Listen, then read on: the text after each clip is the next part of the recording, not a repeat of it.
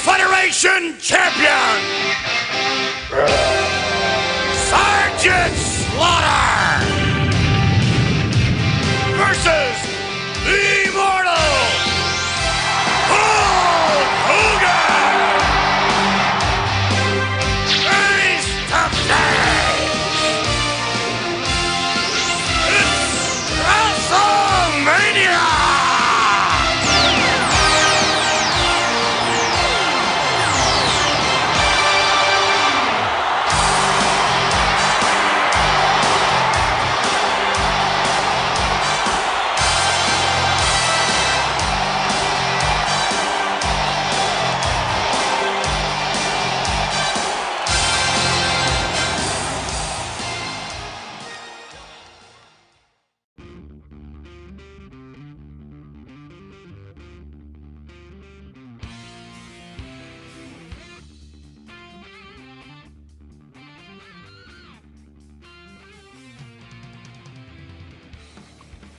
Hello again, wrestling fans, and welcome to another edition of the Good Friends, Better Enemies podcast. My name is Jay, and as always, I'm joined by the ever-so-busy Tyrone. Tyrone, how you doing, pal? Oh, I think you just summed that up pretty good. Pretty busy, but, you know, living the dream, keeping on going, keeping on trucking, as they say. Doing pretty good. How about you? I'm doing well, my friend. We are recording on a rare Friday night, so the work week is done for me. I know it's not quite done for you, but I am enjoying my first post-work week beer tonight. I just cracked a delicious Michelob Ultra here, and I'm enjoying the hell out of it. How about yourself? I'm actually enjoying a lovely Collective Arts hazy IPA, and it is quite delicious right now. I still have one more day. I still got one more day of work. You're right, but we got this. There's an end in sight. I'm happy right now. You're a happy man. I like it. Now, we do have to discuss something that's very, very important, something that you and I both look forward to every single year.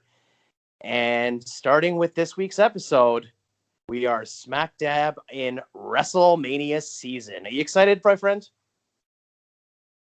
About this episode or about WrestleMania season? Because there's a different answer for both of those. Okay. That's fair. I think I know what the answers are, but just in general, are you excited about WrestleMania season? Yeah, kinda. Not as much so as previous, but it's shaping up to be a decent card. I'm not gonna lie, I'm really looking forward to the NXT Takeover event, the double night one. That's what's really, really making my mouth water right now. Aside from the hazy-eyed, delicious can of beer that you're having right now. Yes, of course. Yes, of course. So, just a couple of things I wanted to bring up before we get into the rebook. Actually, this week, ladies and gentlemen, we are continuing on our journey of rebooks. We're connecting my rebooking of the Royal Rumble 1991 with Tyrone's rebooking of my rebooking, if that makes sense. We're in the same universe that I rebooked for WrestleMania VII. WrestleMania VII, some people love it, some people are indifferent, some people are not a fan of it at all. So I'm very interested to see what Tyrone's going to come up with for this rebooking. But with that being said, I did want to bring up a couple of things here. We did a couple of Twitter polls this week, my friend, and we had some very interesting results. The first one being, we put up a poll this week about whether or not part-timers should be a part of this year's WrestleMania. And the results are in. We have 47% saying maybe, 27% saying no, and 26% saying maybe. Depends on who. What are your thoughts?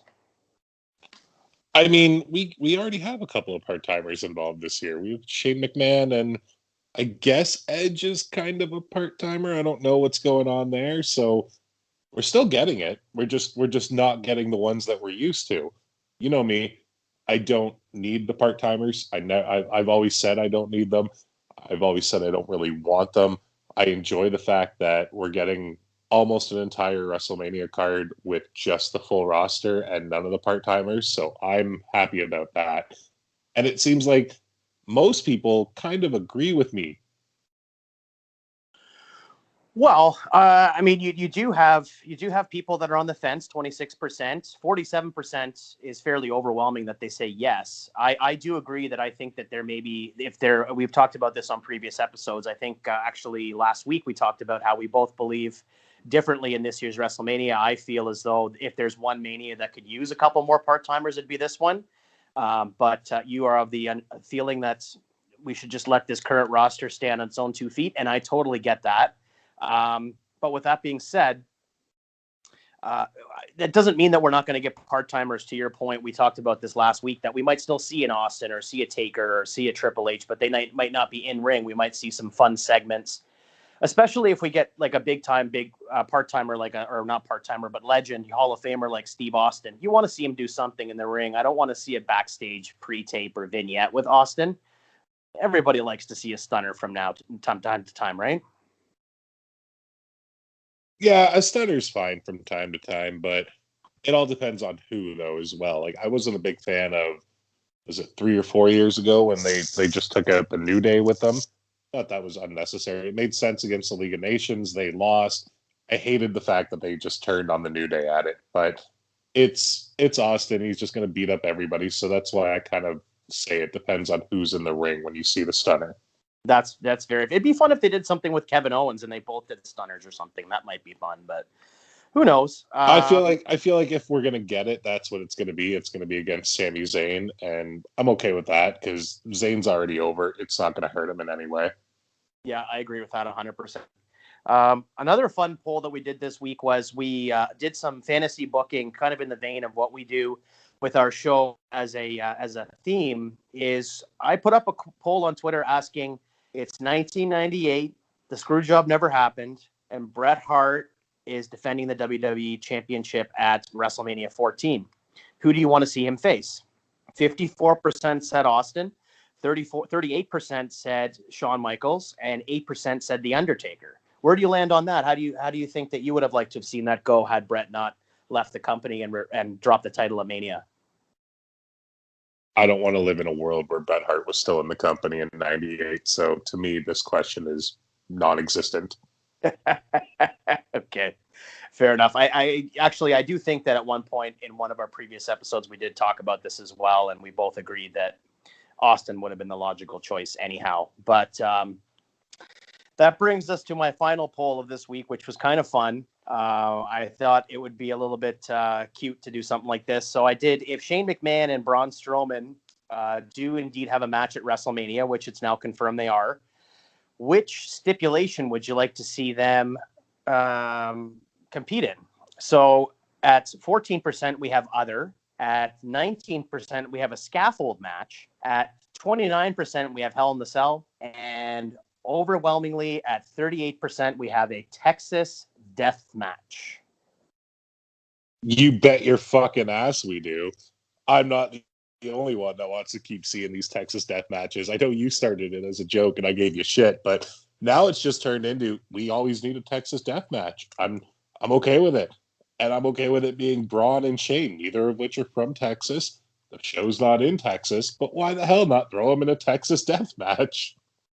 I'm right there with you. I like the idea. I think it's going to be a lot of fun if in fact it is going to happen. I don't see it happening. I'm sure there's going to be a lot of plunder in that match for sure. But we'll see where the evening takes us in regards to those particular matches. I just thought it'd be fun to throw up some Mania-esque polls just to get a little interaction with our audience. And I'm very happy that we did get some overwhelming responses to the poll. So thank you very much, everybody listening, and thank you for joining us on some fun interaction. We'll definitely be doing more polls in the future and probably some more coming up on Mania season. In fact, I might do some more over the weekend and that kind of thing. But the next piece of business we have to go here, Tyrone, is, as we alluded to on last week's podcast, we are not doing This Week in Wrestling History for the next few weeks. This next few weeks, we're going to be doing some WrestleMania trivia. So I actually have a couple of fun questions here. I have 3 questions all lined up for you, my friend. Are you ready to take a stab at these? Yeah, if I'm not mistaken, I think you went 2 for 3 yesterday or last week. So that's now my goal to at least tie that. I do not want to lose to you. So swing away, bud. All right, sounds good. Well, I'll start off with a softball here. At WrestleMania 14, how many tombstones did it take for The Undertaker to defeat Kane? 3. Okay, so that's good. Very well done, my friend. I'm glad you're up on your Attitude Era somewhat. The next question is, what was Owen Hart's final match at WrestleMania? It was against Hunter, wasn't it, for the European title? No, that was the year previous. Oh, I'll take this as a loss, but it was a tag match with Jeff Jarrett against Test and D'Lo Brown, was it not? It was, yes. They had a battle royal on Heat, and I believe the two winners were it was a tag team battle royal, and the last two men in the ring would be facing the tag team champions, and it ended up being D'Lo and Test, which was a really weird team because D'Lo was kind of with Mark Henry, and Test, of course, was the corporation, so it was kind of a strange kind of booking. But I guess they just wanted to get those guys on the card, so not sure. Yeah, those ones where they do the tag team battle royals but without tag teams really makes no sense to me, where they're just throwing two random guys in the ring to have a tag team title match. Cool. That's dumb. Let's not do that anymore. Yeah, well, I think it's sort of the precursor to the Andre the Giant Memorial Battle Royal, where you're just trying to get guys on the card. Like, I just watched WrestleMania 14, rewatched it last night, and so the opening match is that big tag team battle royal, and you see people like Chains and Bradshaw as a tag team, which was kind of fun. I mean, it made no sense whatsoever, and then of course Barry Windham comes in and eliminates Chains, which in effect screws over Bradshaw. So just a sort of a hodgepodge, definitely. Now, my final question. Now, you might get hot at this because it was on a part of this WrestleMania, but it was on the pre-show. It was the Heat match for WrestleMania 19. Do you remember what the Heat match was for WrestleMania 14, my friend? Do you say 14 or 19? Oh, I'm sorry, 19. My apologies. It was Kane and RVD versus Lance Storm and Chief Morley, was it not? Very good. Accompanied by the Dudley Boys. Ding, ding, ding. I'm very, very impressed, my friend. You went 3 for 3. I'm going to give you the WrestleMania 15 Owen Hart match as a win. You didn't get it right off the hop, but you ended up getting it at the end. So you have one up on me, and I have to prove myself next week. So very, very well done, my friend. Thanks. I guess I'm a bit of a nerd after all, aren't I? I always think of you when it comes to different results and different venues, but I guess I know my shit from time to time. Oh, sure you do. You know just as much as I do. You just don't let on like you do. I wouldn't go that far. I definitely couldn't tell you any of the In Your House cards. That is an honest to God fact. Well, that's completely fair, but you could probably tell me a lot of different cards and where they were from. It doesn't matter. Just because I know one era particularly well doesn't mean that you don't have the knowledge that I do. Douche, my friend, douche. You say touche or douche? Yes. Lock and load. One other piece of business I just wanted to cover that I actually didn't tell you about beforehand, before we started recording, that it just occurred to me. I wanted to wish a very, very integral part from over the years of the WWE product. William Shatner turned 90 years old this past Tuesday, and he's had a very, very long and storied history with the WWE, going all the way back to 1995 with Jerry the King Lawler. Then, of course, he inducted him to the Hall of Fame. He did that famous Raw guest host segment where he was singing the WWE entrance themes, and he was also doing the voiceover for WWE Breaking Ground. He's had a lot of appearances on WWE television, and I just think he's a personal hero of mine, so I wanted to take a moment to just briefly acknowledge that. It's a milestone. I just saw an interview with him on The View, of all places, and he has a new movie coming out actually today, and just incredible what this man is able to do at his age. He certainly doesn't look 90 years old. Why the hell are we talking about William Shatner on a wrestling podcast? Because he made 3 appearances and does voiceover work? Michael Rappaport does the same shit. We don't talk about him. Well, maybe we'll wish him a happy birthday on the next podcast. If we're talking about happy birthdays, I think there's only one that matters, and that is a happy, happy, happy first birthday to count it out with Mike and Tyler, who just celebrated their 1 year. Yes, without question. They deserve all the kudos, and without them, we wouldn't be here. So a very happy birthday to Mike and Tyler, and we can't wait to see what they have on tap coming up in the next year. And they have been killing it with content lately. Oh, yeah, absolutely. They've got all kinds of interviews going on the YouTube site the YouTube site. Wow, sounds like I'm 85 years old there. On YouTube, where you can also find all of our content. So make sure you like, subscribe, Count It Out 7 on YouTube. John with the cheap plugs now. Yeah, on the YouTube. That's great. I like that. That's perfect. How big is that fella, Gorilla? Okay, so, ladies and gentlemen, this week's rebook. Shut up! Do not compare me to fucking Rob. Was that Rob Bartlett? No, that was Art Donovan. Art Donovan, right? See, he was so bad I couldn't even remember his name. Oh, you are so the Art Donovan of this team. And you are the Mike Adamley. That's fine. At least I was the GM. So, with that being said, ladies and gentlemen, so was a laptop. Okay, well, I will give you that one. Douche. Boy, where were we? Okay, WrestleMania VII is what we're rebooking. Now, just to refresh everybody's memory about what I rebooked going into this particular year's WrestleMania, Royal Rumble 1991, I actually had Earthquake as the number one contender over the Ultimate Warrior, and he won the World Wrestling Federation Championship, going on to defend the title versus Hulk Hogan at WrestleMania 7. Now, I'm not sure if that's remaining, but this is where we left off the last time we talked about this time frame. We also had Sergeant Slaughter starting a feud with Roddy Piper going into some sort of match, I'm assuming culminating at WrestleMania 7, but again, I'm not sure. And then, of course, we had the Rockers going over the Hart Foundation for the World Wrestling Federation tag team titles going into the WrestleMania season back then. So I'm not entirely sure where Tyrone's going to land on this. There's a lot of opportunity to change things up with Saturday night's main event and superstars and things of that nature. I do want to briefly just touch on what actually happened. It was on March 24th, 1991 in Los Angeles, California, at the Los Angeles Memorial Sports Arena. Now, there's that famous story, of course, that they were trying to sell out the LA Coliseum, but the story the World Wrestling Federation will tell you is that due to security measures and the exorbitant cost, it was going to be impossible for them to run that building. The story that most people believe to be true is that because of the nature of the angle with the Iraq War and Sergeant Slaughter being the Iraqi sympathizer, it turned off a lot of fans and they weren't able to come nearly close to selling out that particular venue. Of course, I just ran down the champions that were going into this particular event.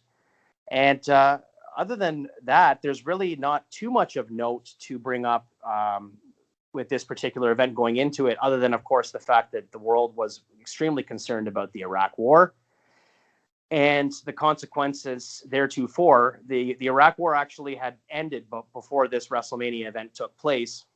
And I will also say that this was the debut of The Undertaker at WrestleMania. So that was a really big thing, starting the streak. And going forward, of course, he would become, in my eyes, maybe more of a Mr. WrestleMania than Shawn Michaels in the sense that he did it longer than anybody else. So with that being said, boy, I've said that a lot today. Tyrone, would you like to begin? Do you have anything you want to add? Okay, so WrestleMania 7 to me was never a good show to begin with. But what you did by rebooking 91's Rumble into this somehow made it worse. And it really, really, really I had to work to make this card even watchable in my eyes.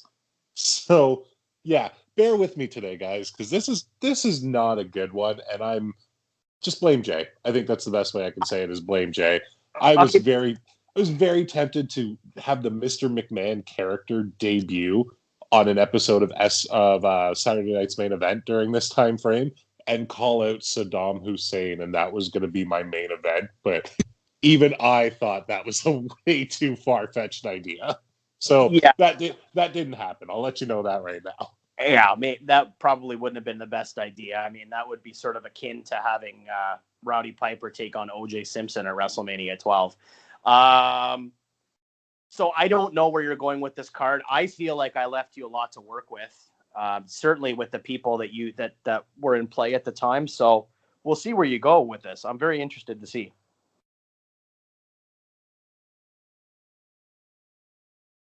Sorry, drop my microphone for a second there. I'm back.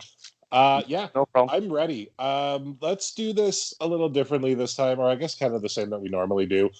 If you want to still read out what the original match was, and I'll say what I changed it to, but for the most part, this card has been ripped up, thrown through the garbage, thrown through the washing machine, and come back. There's one or two things that stay the same, but overall, I'm ready. Let's do this. Wait, I'm confused. You wash your garbage?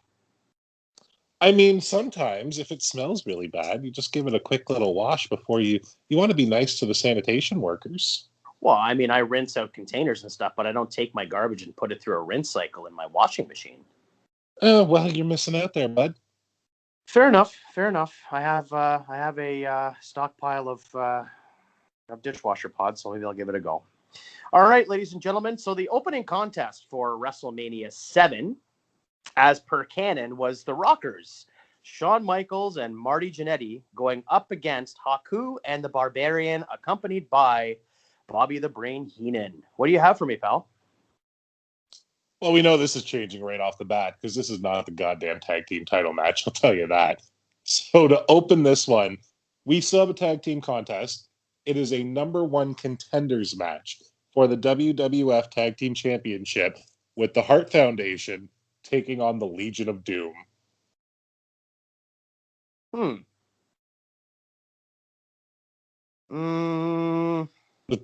That's all I get is just a couple of hums. Yeah, it's a humdinger to quote you right now. Oh, stop. Will you stop? I'm thinking about it. Is this a babyface match?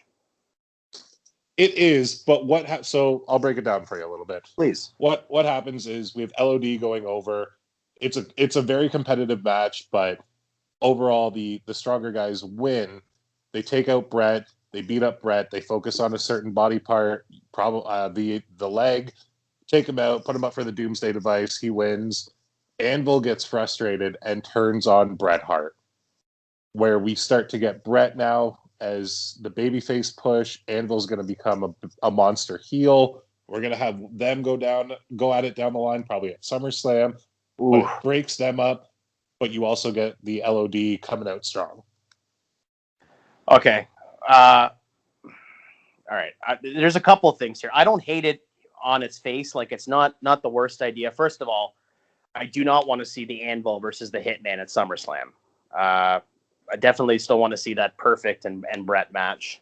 But I know that's not what you booked. It's just a potential thing down the road. I don't see LOD working on a body part, but maybe they would. Yeah, I could see that. Possibly. Yeah, you know what? As far as star power goes, this is a really good opening match for sure. This would, without question, get the crowd into it. I have no arguments with that. I like the fact that you made it a number one contenders match because I don't remember there being a ton of those back then. They would have them sporadically, but it's not like today where every other match on a card is a number one contenders match for something. So, yeah, I think it's good. I don't know where the crowd would land with this. I feel like you're trying to convince yourself that you think it's good and that you don't really think it's good. You're just trying to be nice right now. Well, and don't be nice. Fucking you be mean for once. You rip me apart for once. I don't really care because this card, like I said, is not great. Yeah, no, that was so funny. Like, just a quick sidebar here. I was listening to the 1 year episode of the Counted Out 7 podcast, and they were talking about the boys were talking about how when you and I do cards, how anytime that you're booking and I don't like something, I'm kind of polite about it. When I book and you don't like something, you're like, this is shit. So no, I don't hate it. And again, for star power, I think it's great. It's a really great way to open the show. I just and you know what? I like it for one reason, and well, for a couple of reasons. But the main reason I like it is because you've broken up the Hart Foundation. I think that's good, and I think it makes sense to go on and have that blow off with Anvil and Hitman, and then go on to single stuff for Brett. So yeah, I like it for that reason. So And that's it. Like, I don't know if it's just me not remembering it, but was there ever a breakup of the Hart Foundation, or did they just kind of stop teaming and Brett became a singles performer? I think they just kind of stopped teaming, and I don't know if it wasn't the case that Anvil went away for a little while. And then, of course, he came back in '92. He was teaming with Owen. I believe, was that 90? Yeah, it was 92. He was teaming with Owen, the new foundation and stuff like that. And they were wearing those crazy parachute pants and all that kind of thing. So I'm not sure I don't remember him being around much after WrestleMania VII to begin with. So it makes sense. Maybe it was Stu that was, calling up Vince and being, hey, Vince, you got the big rhino there, and he needs a job. Need to get him paid. So I don't know. Maybe that's what happened. I don't know. And this is what we do now, people. We steal other people's bits so that Jay can sound funny. I was doing that bit before it was on a podcast. Okay there, bud. Whatever you say. All right, are we done with this opening contest? Oh God, are we ever? Yes. Okay.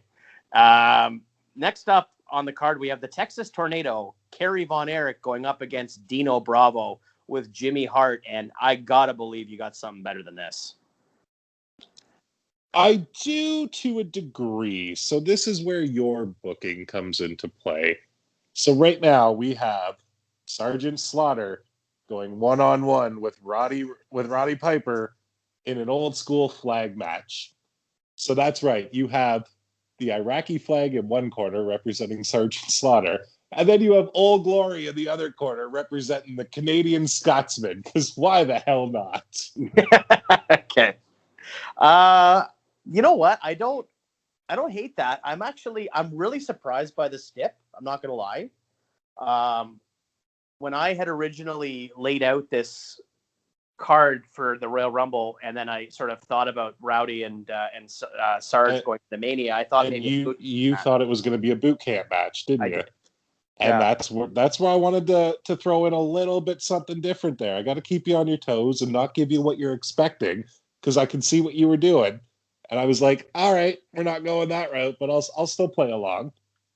Okay, so one question kind of comes to mind is in terms of the placement on the card, why is it so low on the card for you? Oh, because I'm going with kind of current day booking to a degree where it's WrestleMania, so almost every match really matters.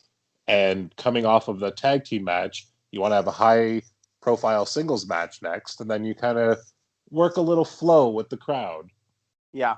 I actually, I really like the placement. I was just curious why you did it, but I do like it only because, well, but your way of booking makes a lot of sense, but also because I re-listened to our podcast from Rumble 91 a couple nights ago, and my sticking point at the time was that we absolutely need to talk about the Iraq War. We need to address it. We need to, having an angle that represents that makes a lot of sense, but it shouldn't be the focal point. So that, to me, actually, this makes a lot of sense. I like that you get it out of the way early in a sense, and I'm sure it would be a great match. Was it a no holds barred stip with the flag, or were there any rules, or did you just have to capture the flag? Did disqualifications and obviously not pinfalls, but yeah, no, completely no holds barred. Just as long as you get the flag, you can pretty much do whatever you want. You could set your opponent on fire if you wanted. That didn't happen, though. But what did happen is Sergeant Slaughter winning over Roddy Piper. You put the heel over, give him his moment. He's not going to be champion a couple of months prior like he should have been. But now we have him going over strong against Piper. And then in the middle of the ring, Sergeant Slaughter does the most dastardly thing anybody in the world can do. And he burns Old Glory.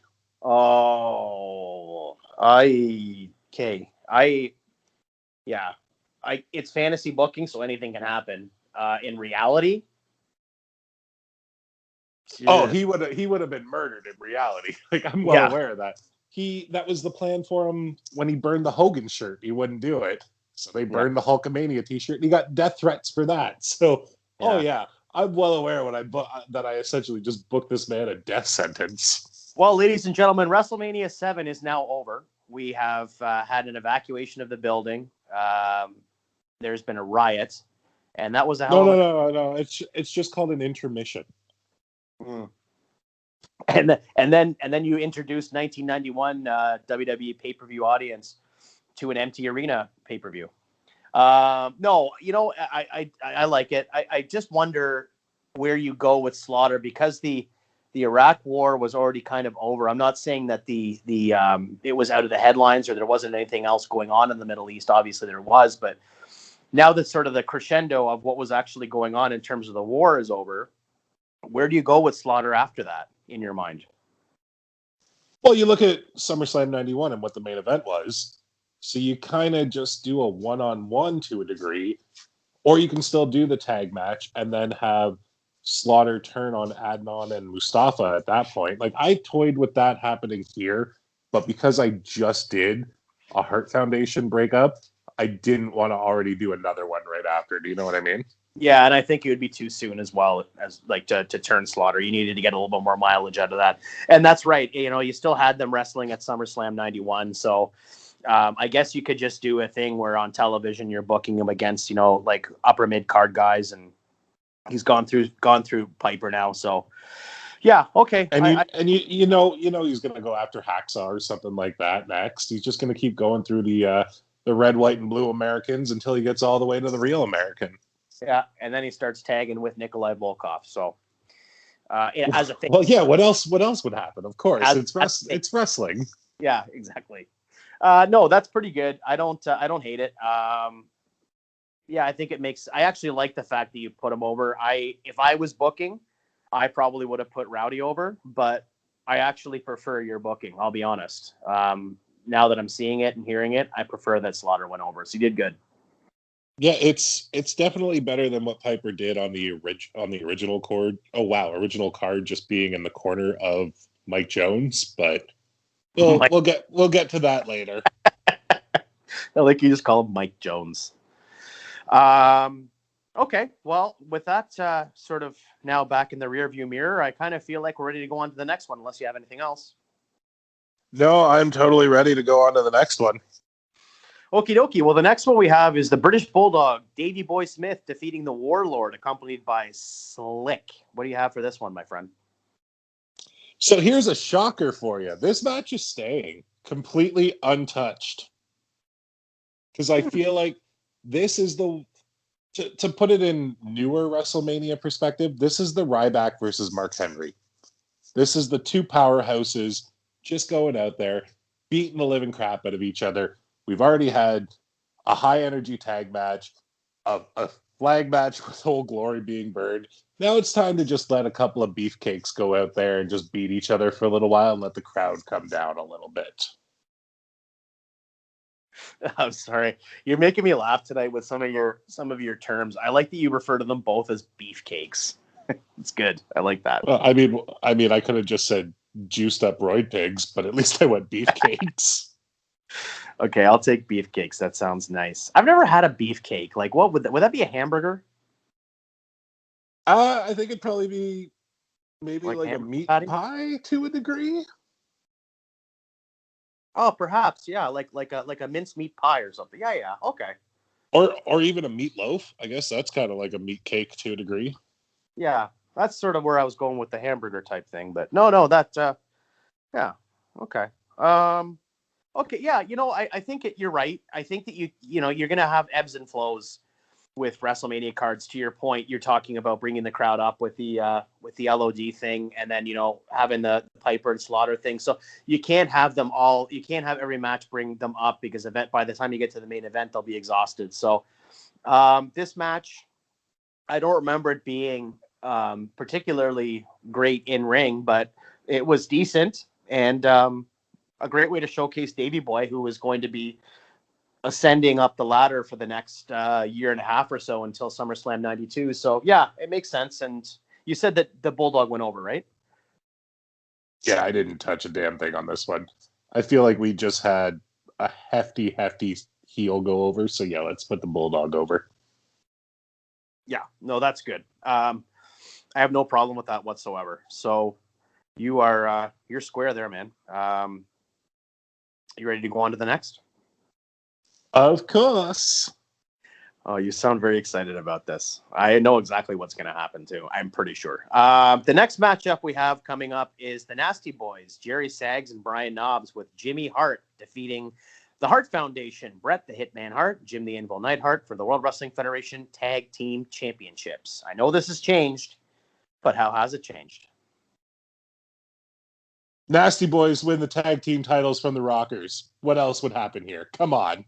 Yeah, I saw that coming a mile away.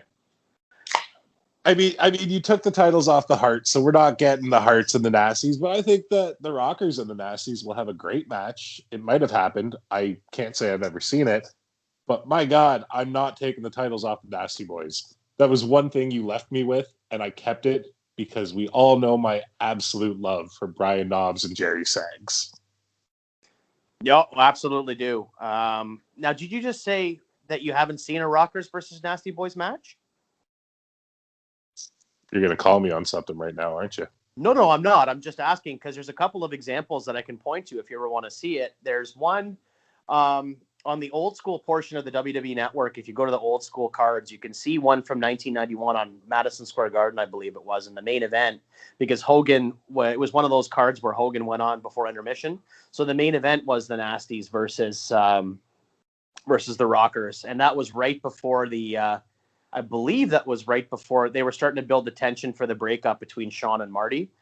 And the other one, there was a WWE release of a DVD called Shawn Michaels From the Vault that came out in like 2003, and there was a match on that. Oh shit! I do have that. I have seen that one. You're absolutely right. Yeah, AWA from the AWA, yeah, right? Yeah, I do remember that one actually vividly. Didn't Shawn do color in that? As far as I can remember, yes. That was, oh man, that was a great DVD box set. It was. And this is an example, ladies and gentlemen, of our fandom. Is I literally had no preconceived knowledge that he was going to talk about this. Tyrone was. And I could just remember a match from a DVD from 18 years ago. And Tyrone remembered it immediately as well. So if you ever question our knowledge of our granular detail of wrestling, that's an example of it right there. We're a couple of marks. And if you don't believe us, then you know what they say: grow the fuck up. Well, I think you just say that. I don't think they say that. Who's they? It's like the name called Vader. Hey, me, myself, and I. That's they. That's fair. I'll give you that one. Okay, so with this finish, do you have it going on the same way? Do you have Jimmy Hart throwing the helmet? Exact same finish with the helmet, the distraction, everything like that. I'm not putting the Nasties over clean. I'm not that much of a dick, but yeah, same distraction finish. Rockers are done, and we know we're leading to a Rocker swerve soon where Shawn's going to put him through the barbershop. We're only, not even a year away from that? Yeah, but are you already building, like planting seeds here, or are you they just take a loss here? Because I feel like they take a loss. They take a loss, but they're just slightly frustrated with each other. You know, the little seedlings are being planted. Nothing crazy, but there might be a little look or a glance or something like that. I can see like Marty being despondent and Shawn like kicking the bottom rope or something like that. Yeah, it's like when your parents would tell you that they're not mad at you, they're just disappointed. That's how they feel about each other right now. Okay. That's a very good description, actually. I like that a lot. Yeah, makes sense. I mean, the Nasty Boys going in to the summer with the tag titles makes sense to me. So, and then of course you're going to go into, I guess at some point, LOD. I mean, we had that at SummerSlam 91 with LOD versus the Nasties. I don't know if you're going to wait that long to cash that particular ticket in, but we'll see. So I like that. It's good. You ready to go on to the next? Yes, sirree, Bob. All righty. Well, we've got Jake, the Snake Roberts, taking on the model Rick Martel in a blindfold match. Very interested to see what you did with this one, because this is a very polarizing match. Some people love it and some people hate it. What do you got for me? Well, first I want to ask you, what do you think I did here? I think you kept it exactly the same. You are bang on, my friend, because I love this match. I think it is brilliant. It was really the first time we'd seen it. it was perfect storytelling with the arrogance in the eyes, all the way down to like the glassy-eyed contacts. This was just absolutely perfect storytelling. It was a bit of a dumb gimmick match, but just the crowd anytime Jake would point or Rick Martel would try to run away, like the booing and the cheering was so incredible that I had to keep this one. Yeah. I will say to you that this match has grown on me. I've watched it several times because, as I alluded to in last week's episode, I do tend to go back, especially Mania season, and go back and watch some of the old Manias, even before we started the podcast. It's kind of a tradition for me that a couple weeks before Mania, once or twice a week, I'll throw on an old Mania and just watch it after work kind of thing with my dinner. And this match has grown on me exponentially. I used to not like it at all. And as my knowledge of wrestling and my understanding of wrestling has evolved, I think that this match is like a masterclass in psychology in terms of how you get the crowd involved in a match. So going forth for the last several years, I've been a big fan of it. The first time I saw it, I thought it was really dumb, but I really like it a lot now. And, to blow off the feud the way they did with this particular match makes a lot of sense. And, I like that you kept it. I wouldn't have changed it either. I think it's really good. It's also weird to me to think that this is Rick Martel's only high-profile WrestleMania match ever. Like, he had that throwaway match the year before with Coco. I think was it 5 where it was Strikeforce against Demolition, and then they broke up. Yeah, and at 8, I think he was against Tatanka in a throwaway match too. Like, what's that? Less than 5 minutes. Yeah, this is his only real Mania feud, and that blows my mind. Rick Martel is so tragically underrated in my eyes. I couldn't agree more. I completely agree with that. I think that he had the opportunity as well to. Okay, so not to just a little sidebar here for you, and I don't want to get too far ahead of myself because I have a feeling we might be looking at booking this particular WrestleMania later this season. But WrestleMania 8, so 92, we had at SummerSlam Rick Martel versus Shawn Michaels at SummerSlam in Wembley. Do you think that match would have been better at WrestleMania? Oh, 100%, especially with the stip of "don't punch me in the face." Like, that match was the perfect heel versus heel. They're both arrogant. They're both cocky. They both think that they're the most beautiful men on earth. I think that should have been at Mania 8 versus Tatanka and Rick Martel and Shawn Michaels and Tito Santana, I believe, at 8. Yeah. I kind of like the Shawn Michaels Tito match. I know we talked about actually in the Royal Rumble episode that we are booking this based off of. We talked about how I had Perfect versus Tito for the Intercontinental title, and you were not a fan of that. And I get that, but I feel like Tito as El Matador versus Shawn was a really good match for WrestleMania 8. I mean, in ring-wise, yeah, but I would have much rather seen Martel and Michaels in their cocky "don't hit me in the face" match. It's not that... okay, so... Yeah, I kind of shit on your Tito Perfect thing, but... You didn't kind of shit on it. You shit on it hard. You bear down. I sat down after eating Taco Bell for 8 hours on it. But Exy melt. I just also hated the El Matador gimmick. If it was just old school Arriba, Tito Santana, sure. But El Matador, I can't stand. I thought it was such a dumb gimmick.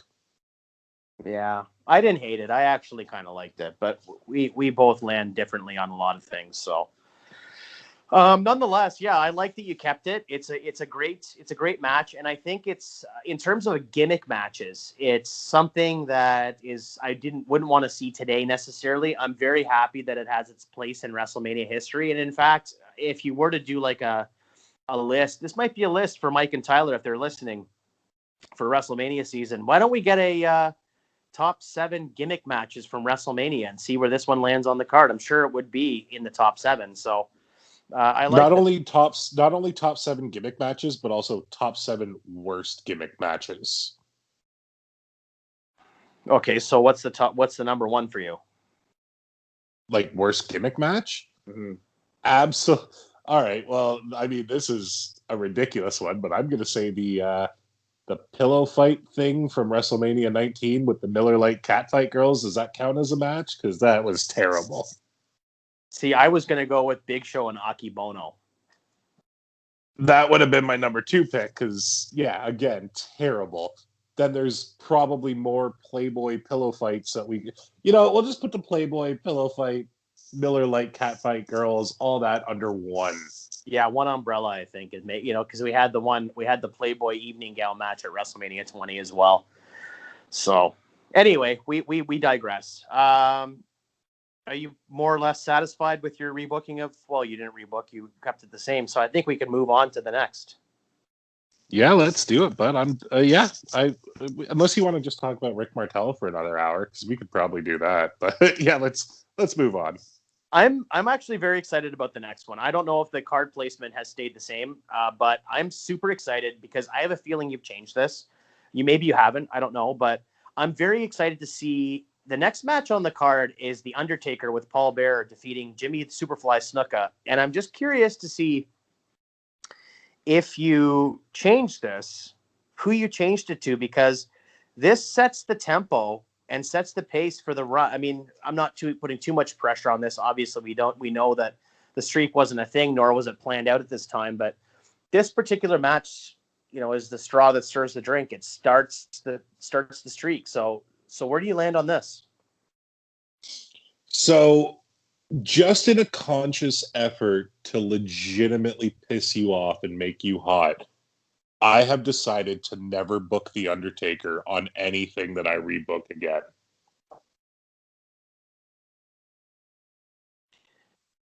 I'm sorry, I don't understand. So you're saying that you're never going to rebook The Undertaker on anything ever again? If I'm rebooking something and The Undertaker's involved in a match, just know he's no longer on it because I have taken him off no matter where his spot on the card is. Why? Because, like I said, just in a conscious effort to make you hot and piss you off and get anger. Okay. I'm not even mad at it. I just don't understand that logic. So you're gonna just take him out of history like he never existed? So my next match on the card, Jay. Jesus Christ. We have the Big Boss Man going one-on-one with The Undertaker. Mm-hmm. There we go. Interesting. So, okay, there's some questions here. I'm assuming The Undertaker goes over? He does. I just felt like when The Undertaker took on Snuka, it was kind of like... What? Were you trying to fake me out with that? I just didn't understand. Yeah, a little bit. I was trying to make you hot. It didn't work, so I just decided to say fuck it. It made no sense. Yeah, I thought with Taker versus Snuka, it was kind of like the young upstart against the old guy who everyone knows, but no one really cares about anymore. So I thought, why not put him against somebody who's already an established person? We'll give him a good match and still do the job for him and do the right thing. Yeah, I mean, I would definitely argue. I mean, it's hard to say. I would argue that at that time, the Boss Man meant more than Snuka. I mean, Snuka obviously had the career and the history. I'm not disagreeing that at the time, the Big Boss Man meant more than Jimmy Snuka did, which is kind of why I'm putting him in this position. It means more to The Undertaker to get a win over a current superstar who is over versus somebody who was in their prime 7-8 years ago. I agree with that. Now that's what I was saying, is because it's like with Snuka, it's actually not dissimilar from today. Like we have legends putting over younger talent now, which makes a lot of sense. And depending on who the legend is, you can really get a solid rub for the younger talent. So there's that school of thought with having Snuka do the job to Taker. But with Boss Man, I feel like, to your point, you're having somebody who's current, who's wrestling weekly on television, who the fans can really identify with, and who had been booked super strong for a couple of years. So I think if you're going to swap out Snuka, I think Boss Man's a logical choice. Now, it's going to be interesting to see if we ever rebook WrestleMania 15, if that's going to be the rematch. But I suspect not. But no, that's. But also at the same time, even if it is the rematch, you look at the Undertaker Triple H back-to-backs. Nobody even addressed the fact that they faced each other at 17 at that point. It was like it never happened. So we could do the exact same thing. That's very true. Yeah, it's like in hindsight, like after there's been the trilogy, then you kind of talk about, oh yeah, they faced each other at 17. So no, I don't hate that, and I think it makes sense, obviously, for Taker to go over. So yeah, you did good. Good job. Yeah, I told you I'm trying to make chicken salad out of chicken shit with what you left me. What, so... man? Like, you haven't. I don't know where you get this idea that you booked a bad card. I think the card's actually really good so far, and WrestleMania VII for me, like in canon, like what actually took place, is not my favorite WrestleMania. I don't hate it. It's not in my top 10, but it's not like on my bottom 3. It's somewhere in the middle. But I feel like so far you've actually improved it. So I don't think that you've done a bad job with this. I think you need to give yourself a pat on the back, but don't break your arm doing it. All right, let's just move on. I'm tired of you complimenting me. It's just angering me even more. That's why I do it. Okay, the next one we have here is the Ultimate Warrior defeating Macho Man Randy Savage with Queen Sherry in a retirement match. I'm assuming this is on the card. So I kept it on the card, absolutely, but I was running back and forth in my mind with who do I put over. Because the logical choice is to put the Warrior over. Savage was taking a break, then he would come back and do commentary. But hindsight being what it was, Warrior was only around for another couple of months before he was gone again for a sabbatical. So it really made no sense to me. I didn't change it. It's still Warrior winning. It's the logical one because we have to pretend like we don't know what the hindsight is. I get that. So it's still the Warrior beating Macho Man, still doing the beautiful reunion with Elizabeth at the end. Nothing is changing whatsoever. Yeah, I don't think this is one that you can change. I mean, you could have, of course, you can do whatever you want, but I mean, if our goal here is to try to, improve cards and try to enhance what we've seen and try to make it better, Monday morning quarterbacking cards and history. How do you change this? I mean, it's one of the most celebrated moments in WrestleMania history, that Elizabeth and Randy Savage reunion at the end of the match. I mean, people were legitimately crying. I always think of that one woman that has like the reddish blonde hair, and she's just bawling her eyes out watching this, and you see other people in the crowd like clapping. Yeah. Like, how do you change I know exactly who you mean. She's kind of I don't mean this in a negative way in any way, shape, or form, but when you think a woman in 1991, that's the quintessential woman in 1991. Well, it was the hairstyle, the blazer, and probably like the skirt with the nylons underneath and all that. She when you watch these cards, you see people in the crowd, and you can kind of infer what era we're in. So, and I don't mean that disparagingly whatsoever either. I mean, she was just dressed to be a fan. So it was a lot of fun. It was an emotional thing. I loved this match. The one interesting thing about this match is it's one of the first times I can remember being a ton of false finishes and a ton of finishing moves being used over and over and over again, repeated, kickouts and things of that nature. I don't remember seeing that a lot before this. Maybe never. But it made sense in this situation with your career on the line and everything like that. Obviously, you're going to do whatever you can to not get pinned, but also to pin your opponent. So it was perfect storytelling at this point versus, now where every other match is like that. No, I'm not knocking it. Actually, I was rather the opposite, giving it a compliment. I like that you see this. It's sort of the same thing as when you'd see, 10 years later, you'd see Austin versus Rock. I mean, you'd have those false finishes with guys, kicking out of each other's finishing moves, but you didn't see that every match. Like even in the Attitude Era, you didn't see that a lot. So the psychology of it makes a ton of sense. And this match should never change. I think anybody rebooking this, especially us, we're going to leave it the way it is. I think you did great. Leave it the way it is. It makes a ton of sense. One quick thing.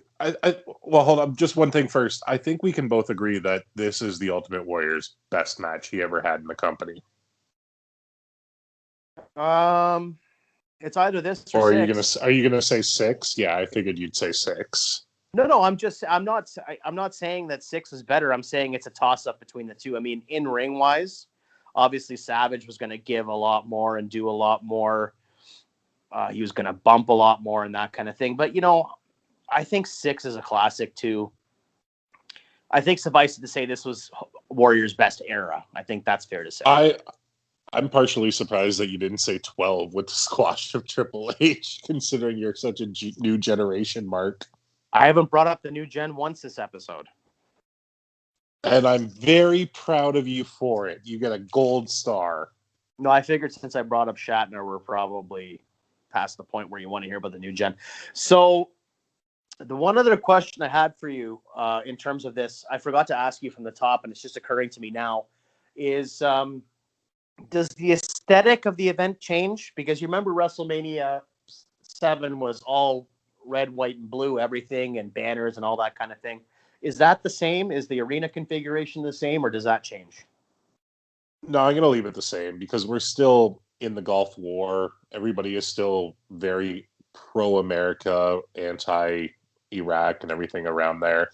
I left it the complete, I didn't change a damn thing. It's very Uncle Sam from head to toe. It was the dry run for SummerSlam 1993. It really was, actually. Jesus. Yeah. No, that's good. Okay, that's perfect. All right. Well, if you're done with the Warrior Savage stuff, I mean, we can't put this match over enough. I think both of us agree that it. You know what? I'm going to give it to you. I think Hogan and Warrior was a good match, but in terms of in-ring, this is the better match. I'll give it to you. This is the best match of Warrior's career, and this match should not change. If for no other reason, then it's an expose in how incredibly talented Savage was. Oh, it's 100% that, and it's also the best match on the original WrestleMania VII card, hands down. Yeah, there's no argument. Although this next match on the card might give it a run for its money. It's Tenryu and Katao versus Demolition for a tag team encounter here. Okay, so here's the thing. The crowd was just so amped up with the Taker, not with Taker, that was 2 ago, with Warrior and Savage. You gotta bring them down a little bit. So up next, we have a riveting tag team bout where you get Crush and Smash of Demolition going up against everybody's favorite tag team, Power and Glory. Oof. Yeah, I get it. It's a let me up match. It's, a popcorn match kind of thing. I get that. People are so emotionally invested. And, as evidenced by what we just spoke about with people in the crowd being so incredibly invested in that Savage Warrior situation, plus the emotional dump that you got afterwards with Savage and Elizabeth, I think it makes sense to have a match that, people want to go to the washroom. They want to wipe their eyes. They want to go and get a really, really cold beer or whatever they were serving at the concession stands, a soda, a hot dog. So I think you're on the money with this. It's good to have a match like this. And I think it was good to have Tenryu and Katao there. But my understanding was the reason they were on the card in the first place was to try to advocate towards a relationship with Japanese companies. I don't remember exactly which company it was. You'll have to excuse me.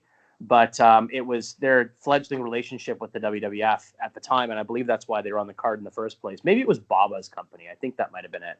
I think it was all Japan, but I also thought that if that was the point of having these guys on the card, why are they being put into a literal, what was it, just over a minute, the match? 4:44. Oh, okay. Still, if you're going to put them on the card, showcase them a little bit more.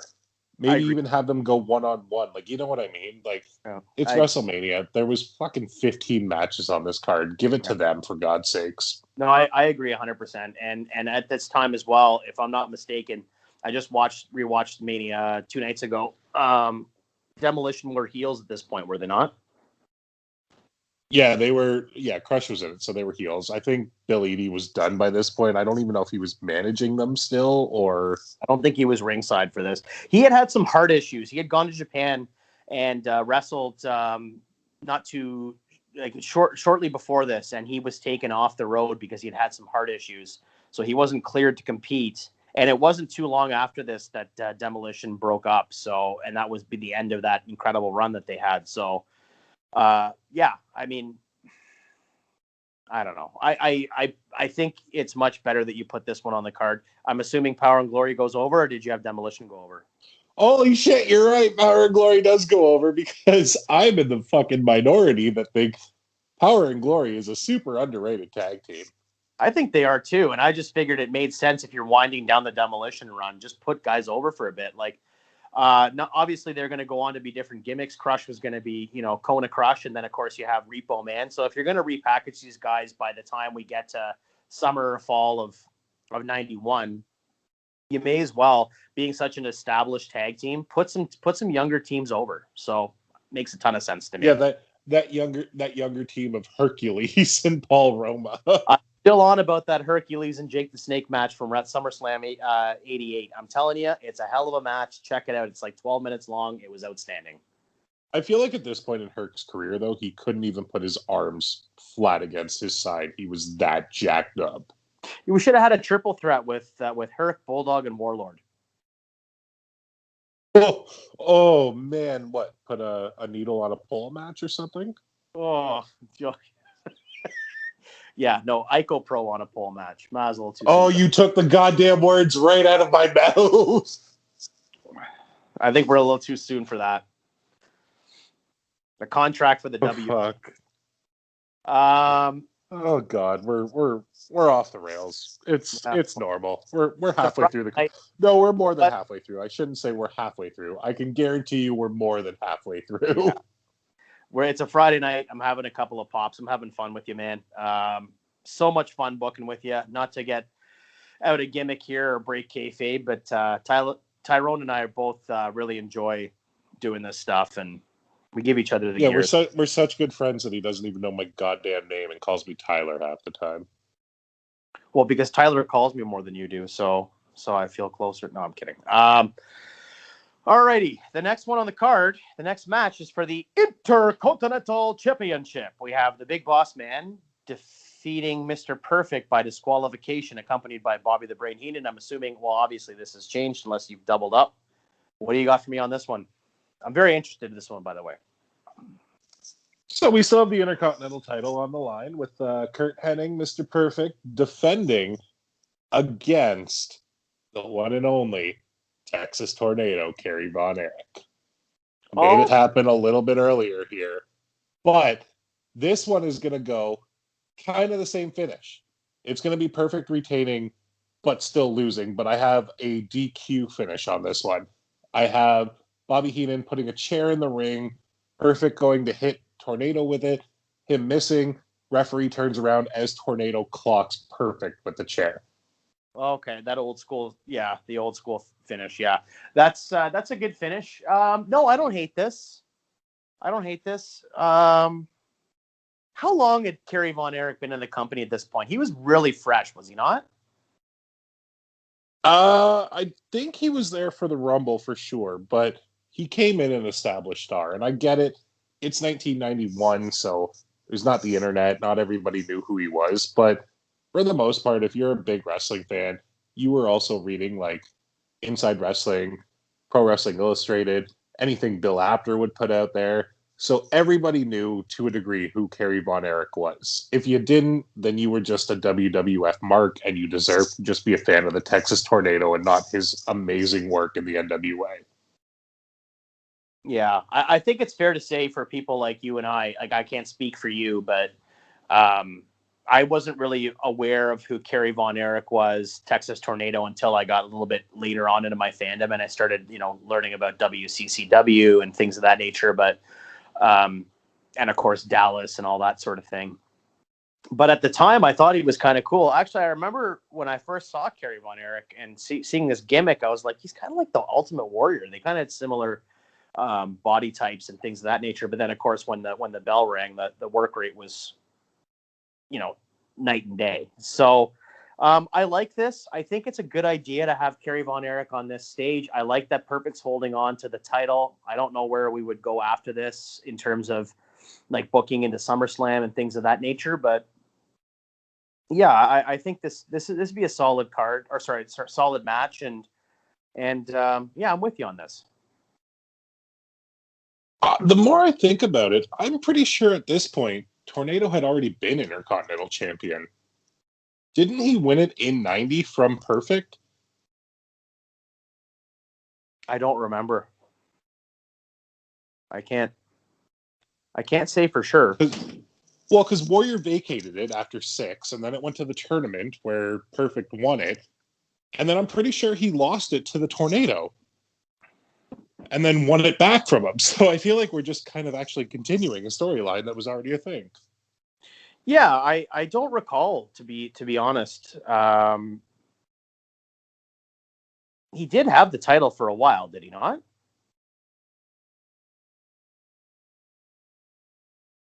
Like Tornado or Perfect? Tornado. Yeah, I think he did. Like, I don't think he was a flash in the pan. I honestly can't remember if it was before or after this now, though. Yeah, it was at SummerSlam 90. SummerSlam 90, Tornado defeated Kerry Von, Tornado defeated Mr. Perfect at SummerSlam 90. Yeah, that's right. It's all coming back to me now. Because he substituted for Beefcake, who was injured. Right. Which, funnily enough, you go back to SummerSlam 88 or 87, and the Warrior substituted for an injured Beefcake and won the title, too. Yeah, those meatloafs, I'll tell you. But there you go. Another comparison of the Ultimate Warrior and Kerry Von Erich. Yeah, so there you go. No, you know what? Actually, like, in a canon, like, even from canon, like, that standpoint, it makes sense to book it that way. So you sort of accidentally hit on something that makes a lot of sense. So I feel like my subconscious mind knew exactly what I was doing there. It's like when you put a jacket on, like a spring jacket, and you find like $20 in there. So that's pretty much what just happened. You found $20 in your pocket. I'll take it. $20 is $20, man. Absolutely, $20. That's a pizza, or I guess close to it. Well, it's over a 6-pack. So it's realistically a pack of cigarettes these days. Yeah, fair enough. Okay, are we on to the next one? Yeah, let's do it, bud. Alrighty, so the next matchup we have is Earthquake with Jimmy Hart defeating Greg the Hammer Valentine. I don't know where you've gone with your card, so this may very well still be on the card. Let's see. So next up, we have Greg the Hammer Valentine going one-on-one with Tito Santana. Again, another kind of bring the crowd down a little bit, but it's going to be good work rate. Everybody's amped up from the Tornado Perfect match. They all love the Texas Tornado. You give them Greg Valentine. You slow the pace right down. And I have Greg Valentine going over. I think that it made sense to have him go over Santana. They are both former IC champions. I think that Valentine may have actually beat Santana for the title, or vice versa back in the day. So it's an old school blood feud. I absolutely love this, but I need you to walk me through, like, how does the match go? So you have Tito and Greg going at it. Oh, it's weird to call him Greg. Tito and Valentine going at it. One-on-one, starts off high pace. Tito Santana's getting in a lot of offense, kind of doing his high-flying thing. All of a sudden, Greg Valentine grabs him, grounds him, does what he does best, which is just manipulate one body part. Going after the knee, trying to get the figure 4 set in. Has his shin guard on, so he's really laying into it. And we get Greg Valentine going over with the figure 4. Like, once he gets a hold of Santana, That's it. I'm not booking a long match here. It's a long card. There's still like 14, 15 matches on it. So Greg Valentine going over in probably about 4 minutes. Yeah, I have no problem with that whatsoever. I think the Hammer was still doing a fair amount in the company at this time. I mean, he wasn't obviously, on the top of the card, but he was still relevant at this time. Obviously, Tito was as well to an extent. He would go on to do the Matador gimmick, but no, I'm fine with this, and I like that it's a callback. I like that a lot. And it's just going to be a solid in-ring, just knockout, beatdown fight. I'm happy with it. Absolutely. No, I like that. I like that quite a bit. So I think you did good, my friend. Yeah, now's where we're going to get into some interesting territory, though. That's what I figured. So I just managed to do this. Get myself another cold one. And I'm looking forward to tucking in, putting my seatbelt on, and seeing exactly where you go. So next up, we have the Legion of Doom, Hawk and Animal defeating Power and Glory in a 59-second match. Obviously, that's changed. I can't wait to retake it. It's gone. There's nothing in its place. So let's just move on. Okay, so now we're down to 14 matches. Oh no, just a quick 14 match card. Yeah, I'm disappointed. Okay. You know okay, what? so no, screw it. I'll add something right now on the fly, and it's You're not allowed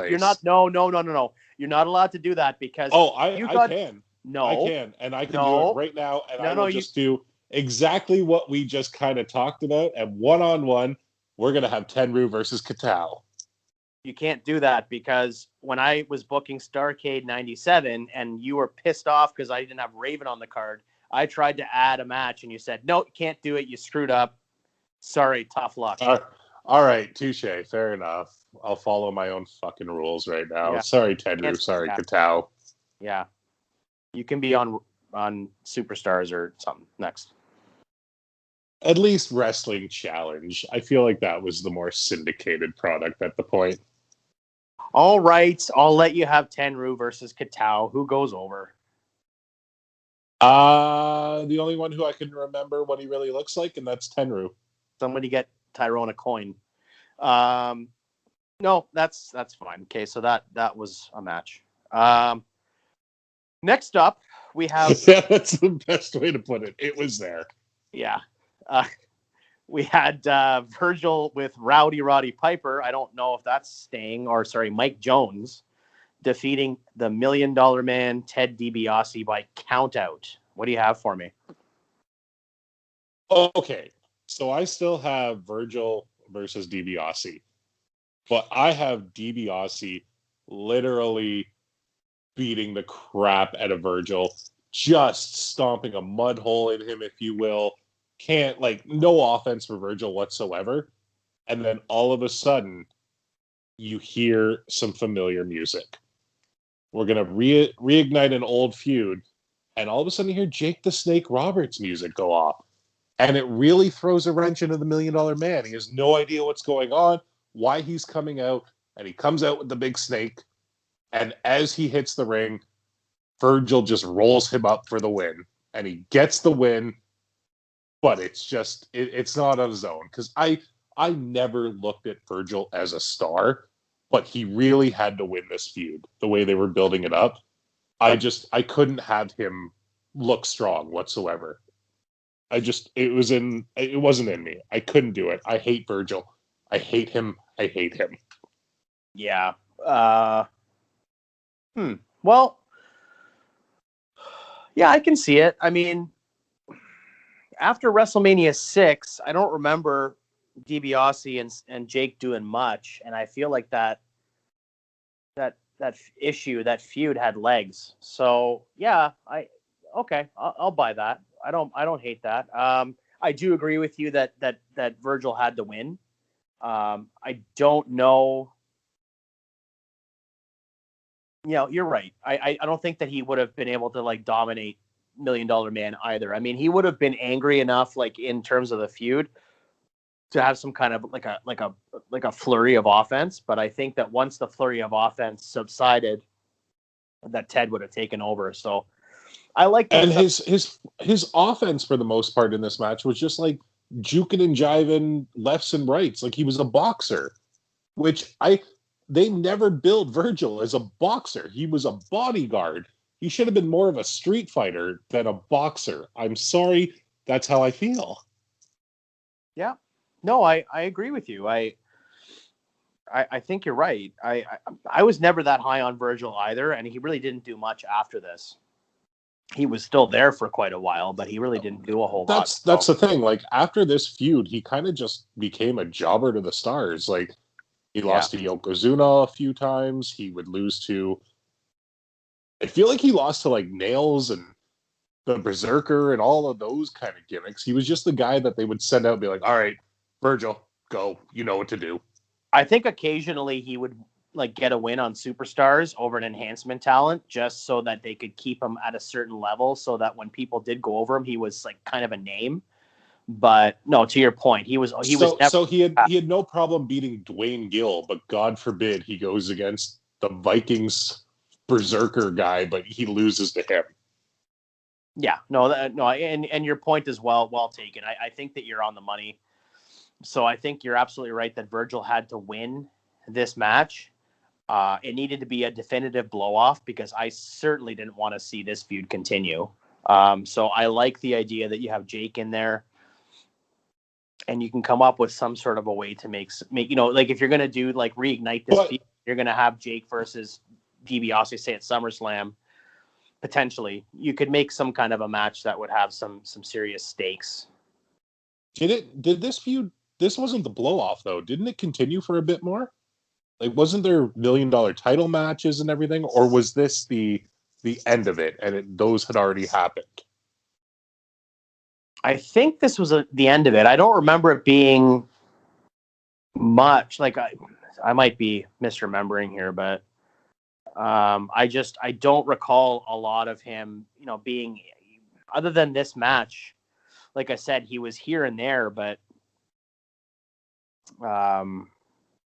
yeah, I guess he did face him at SummerSlam 91 for the title. That's what I thought. I thought that they kept it going for a bit. Yeah. I feel like this match should have been done, this feud should have been done after this match. I like the fact that you've ended it here. I don't think that we needed another 6 months or whatever, 5 months of this. I think it would made sense to just blow this off, and then Virgil can go on and try to be a star by himself and see what he can do. Virgil could be one of the guys that Sergeant Slaughter runs through on his way to Hogan. Yeah. My apologies for that. I didn't remember precisely what happened after WrestleMania VII. I think both of us kind of forgot exactly what Virgil did. And like our bad, we forgot what Virgil did. But yeah, I feel like it's not our bad. I don't feel bad at all about that one. I'm sorry. Not sorry. You couldn't detect the sarcasm in my voice? Sometimes it's hard to tell because you just sound sarcastic 90% of the time. Yeah, well, douche. So I think you did good here. I like the idea that you're igniting the Jake feud. Let Virgil go off and try to, to coin a phrase, sow his wild oats as a singles competitor and see what he can do. And then from there, you have Jake and DiBiase going into some kind of blow off match or some kind of crescendo match at SummerSlam. I would imagine. I don't know where you go with that, but I think you did good. Just get rid of this DiBiase and Virgil feud altogether. I definitely don't need to see $1 million championship match at SummerSlam 91. That feud was like gone with the wind. Yeah, it was terrible. I really feel bad for DiBiase a lot of the times when you see the shit that he was led along with. Like, it's like Taker. Taker always got the big guys who couldn't work. DiBiase always got the guys that really couldn't work, but he could make them look like stars. Yeah, that they're trying to put over. Yeah. All right, I'm done talking about Virgil. Let's move on. That's fine. I'm right there with you. Okay, so next up we have the Mountie, going up against Tito Santana. I'm assuming this has changed. So this is what you would call the semi-main event of the card, correct? Now, I guess not. I guess the semi-main can be anywhere, but this is another letdown match just to get ready for the main event. So we have the Mountie going one-on-one with Coco Beware in a legit squash match, just to make the Mountie look strong, keep him looking like a super over heel. I don't know if he ever was, but at least in this match he will be. And he just defeats Coco in like a minute and a half. Yeah. Yeah. Okay. Yeah, I'm fine. I mean, like the Mountie defeated Tito Santana in a minute and 21 on the actual card. So to have the Mountie, defeat someone in a squash match, I'd much rather see it be Coco than, no offense to Coco, but I'd much rather see it be Coco than Tito, because they were going to make Tito El Matador and have him do like big time stuff, having him face Shawn Michaels at the aforementioned WrestleMania 8 going forward. I mean, Tito was obviously another level of star. He wasn't at this point a main eventer, but he certainly was, I think, mid to upper mid card. So I think it makes all the sense in the world to have, swap this out for Coco. So good on you. I'm going to disagree with you on being upper mid card for Tito. Like, to me, Tito Santana in 1991 is kind of like Baron Corbin in 2021. Should be a lot higher on the card, but isn't. Well, this is before the gimmick change, though, right? So that's what I'm saying. Like, at this time, and like at WrestleMania 7, he wasn't doing a whole lot, but then they repackaged him, and he's facing the Intercontinental Champion in the opening match at WrestleMania 8. That's a pretty coveted spot, especially in 92 with the talent on the roster. So I think I'll give you the fact that the IC title match was a coveted spot. I wouldn't say that the opener was a spot at that point. No, I'm sorry. I have to walk myself back here. They didn't face for the Intercontinental title. It was Brett versus Piper at WrestleMania 8. It was just the opening match. Sean versus El Matador. But I don't know if they were thinking the same way that they do now, where they have to start off strong. Because you look at the early WrestleManias, like WrestleMania 6, for example, Coco Beware and Rick Martel. That's not something you're starting off strong. That's just something that you're hoping everybody's in the crowd for. Yeah, I don't know, because I think at WrestleMania 8, like, obviously they had big plans for Shawn at the time because they broke them up, and you can clearly see that Shawn, even 2 months or 3 months after the Rockers broke up, was going to be a big star at some point. So I don't know. I think putting Shawn as a singles on WrestleMania 8 and having him compete with somebody of the level of Tito Santana, El Matador, I think, it speaks as a testament to Tito, I think.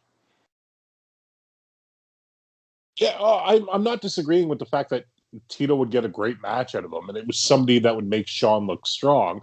But I'm just saying that the opening match, I don't think they looked at it like they do now, where it sets the precedent for the night.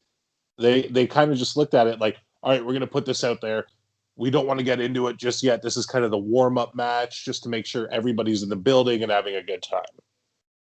Yeah, I don't know. I have to say, I think that for time immemorial, I think that with wrestling, especially with big cards like this, when you have, like a WrestleMania, for example, I could, it's hard because some WrestleManias I feel like that's the case, and others I feel like it's not. I think that it's really important for the opening match to set the pace for the rest of the night. I'm thinking here like Shawn and Tito would have been an amazing, it was a really good match. But then I think to like WrestleMania 11, where you have the Bulldog and Luger versus, the Blues Brothers. So, I think it's hit and miss every year. But I do think that a really, really good and a well-worked opening, pay-per-view or event match with any kind of wrestling event is important. So I don't know. It's hard to say. Well, I think we've arrived at the main event, Jay. We certainly have. The match that I fucking hated you for so much because I was trying to figure out how to do this one. Yeah. So we know we're not getting Hogan and Slaughter. So, ladies and gentlemen, we have Earthquake. That's right. Defending the WWF Championship against Hulk Hogan. Yeah. Now, Jay, what do you think I did here, bud?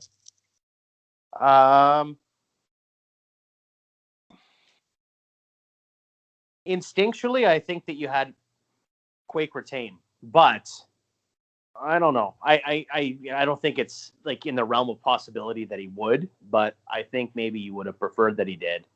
And by the way, I do not think that this main event is leaving you in a bad position at all. I would love it if it was the case that we could look back on WrestleMania history and hear that Hogan had faced Earthquake in a main event. Now, I love Slaughter, but I don't know. Let's see where you got.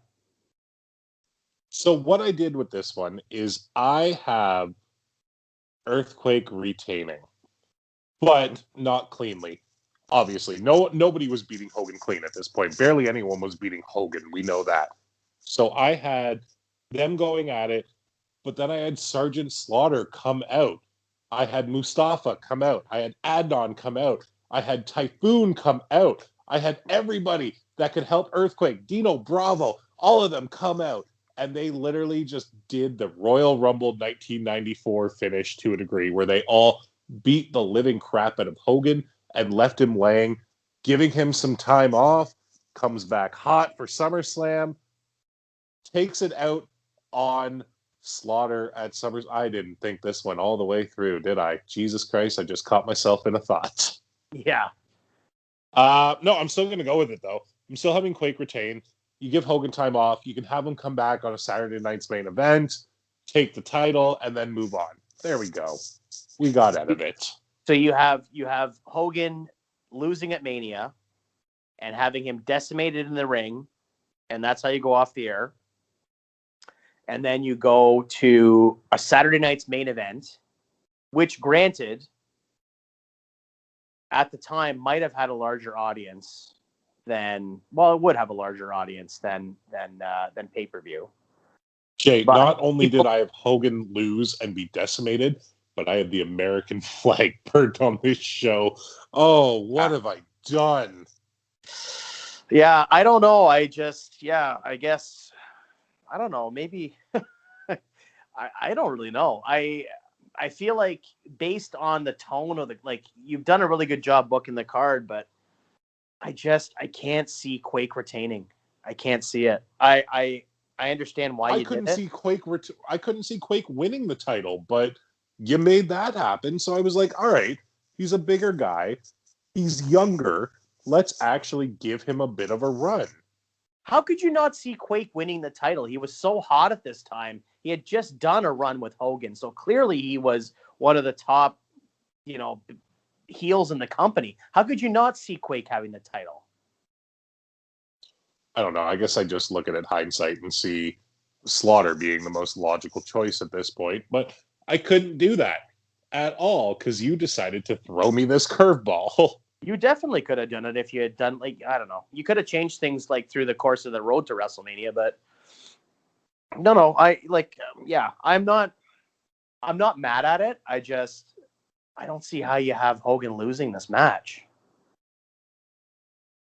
I didn't want to take the easy way out and have Hogan beat him and Hulk most pose and all that. I wanted this to be, let's get Hogan off TV for a couple of months, have everybody beat him up, and then he comes back as Super Hulk and destroys everybody in his way.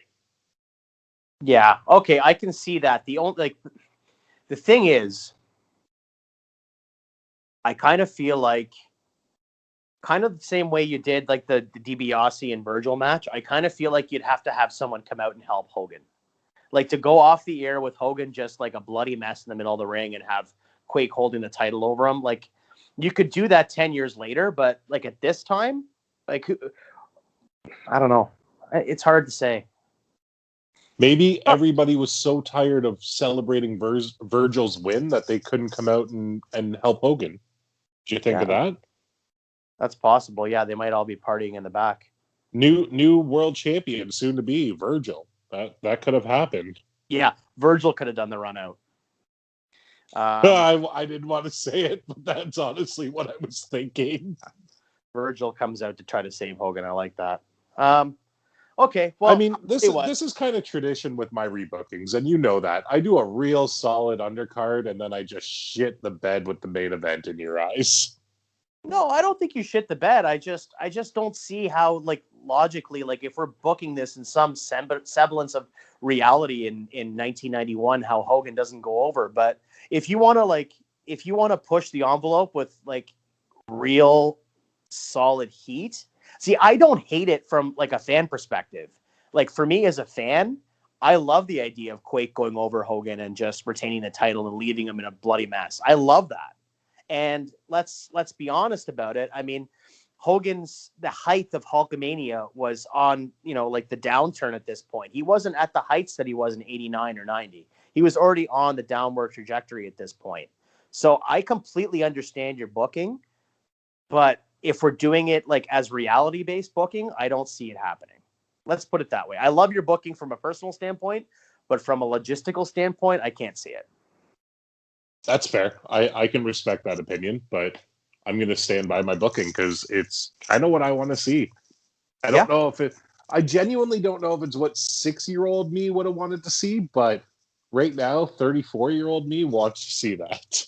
Yeah, and I'm right there with you. Like, I feel the same way. I would have loved to have seen Quake, retain and then go on and do a run, because I remember that was the first thing that you said to me when I told you what the main event of Rumble 91 was, and that or like the championship match rather, and that Quake was going to go over. You're like, oh, I hate that he's going to be a transitional champion, because I thought that you were going to mark out about the fact that he was the champion going into Mania, and you knew immediately that meant he was just going to drop the title. So I like that you changed it, but I just don't see it actually happening. At this point in Hogan's career, too, he didn't need the title at all. He was so over that the title could have gone on anybody, and Hogan would pretty much still be the top draw. Well, he didn't have the title at WrestleMania 8. And he had it at 9. Well, he got it at the end of 9, but he didn't go into it with the title at 9. So, yeah, you're pretty much right. Like, this would be the last Mania with Hogan. He went into Mania and he won the title at Mania, this particular one. So this would be the last time he won the title for, like, in any meaningful way. Like, because that title win at 9 really wasn't meaningful. He dropped it super fast. He dropped it at King of the Ring after. So this would be like the last kind of meaningful title run of his career, I feel like.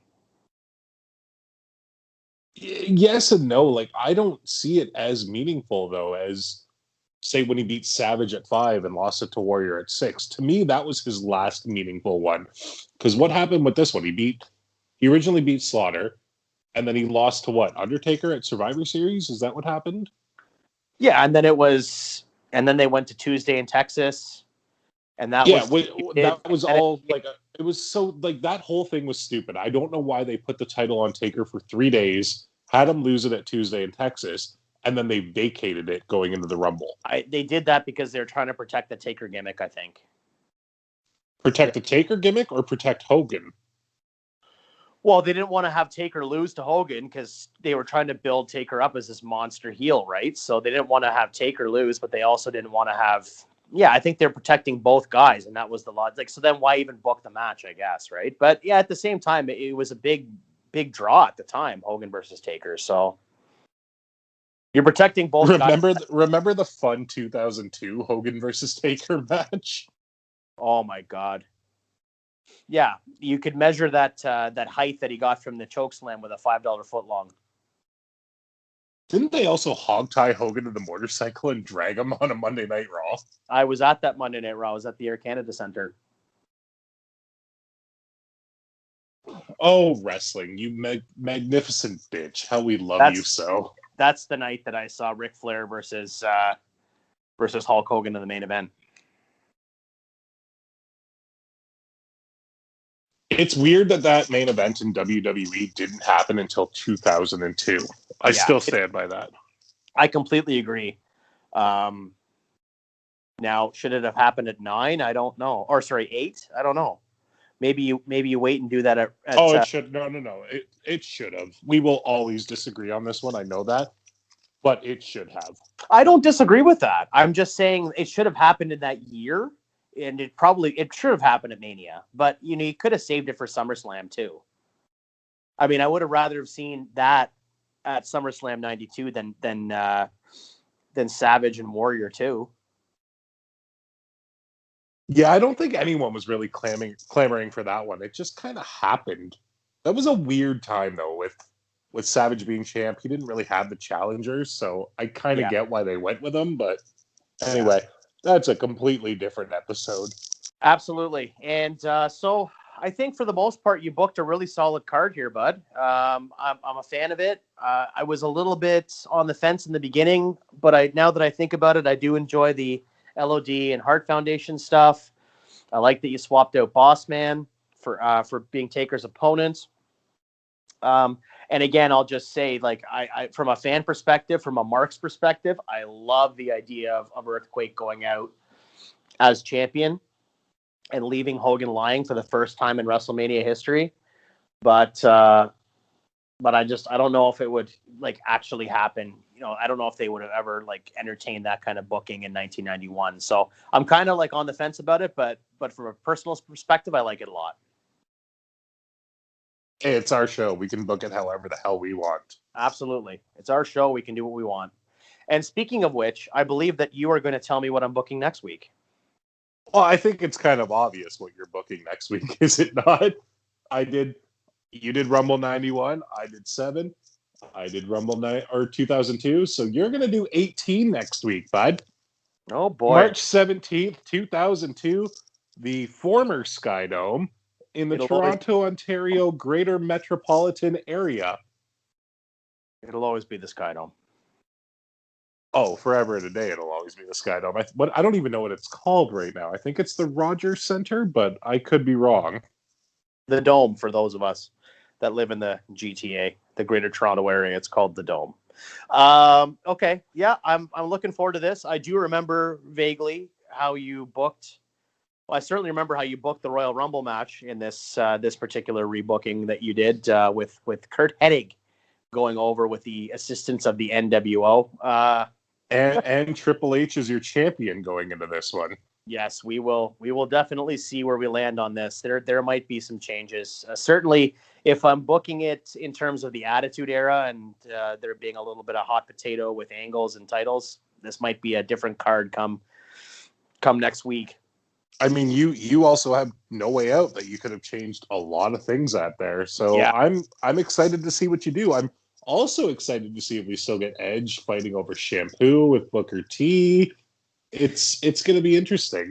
Yeah, I have to tell you, like, in terms of like, so I do a lot of prep for some of these episodes, especially the ones that I rebook. I prep for ones that you rebook as well, but I feel like in some ways this is going to be harder to rebook than like canon shows, because you've rebooked it in a way. See, the way that you feel about how I booked WrestleMania 7 is like times a million how I feel about You Left Me at Royal Rumble 2002.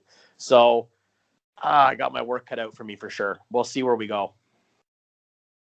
It's easy, man. All you got to do is put the title on Goldust at No Way Out and have Goldust and Kurt Hennig main event Mania. Everybody's happy. Yes, that's very fair. If you're booking this as an episode of Heat in 2002, then I do believe that you'd be correct. But Tyrone, no, it's not Heat. It's Mania. We're not getting Heat. We're given the Heat. I meant Sunday Night Heat, my friend. Which, by the way, for WrestleMania 18 was a phenomenal match for Sunday Night Heat. We had Mr. Perfect on Sunday Night Heat. I was just happy to hear Mr. Perfect's theme at the Sky Dome. I was there live for the show, but believe me, I can promise you one thing. Spoiler alert, folks. You will be seeing Mr. Perfect on the WrestleMania card, and he's going to be having a prominent position. That is for sure. But Tyrone, in the meantime, while I start feverishly taking notes and coming up with ideas for WrestleMania 18, where can our fans find us on social media? Oh, well, over there on the good old Twitter, because everything is the now. On the Twitter, we are good_enemies. On the Instagram, we are good_enemies. And on the Facebook, we are just the Good Friends, Better Enemies podcast. And where can they find us on the radio? Probably AM 780, somewhere around there. Maybe if you have a a transistor radio, you can find us on there, but that's probably it. How about a ham radio? Could we maybe? I mean, I'm more of a can attached to a string guy, so we'll see who talks to me on the other end, and then we'll go from there. That sounds perfect. I'm looking forward to having this conversation with you through cans tomorrow, or rather next week.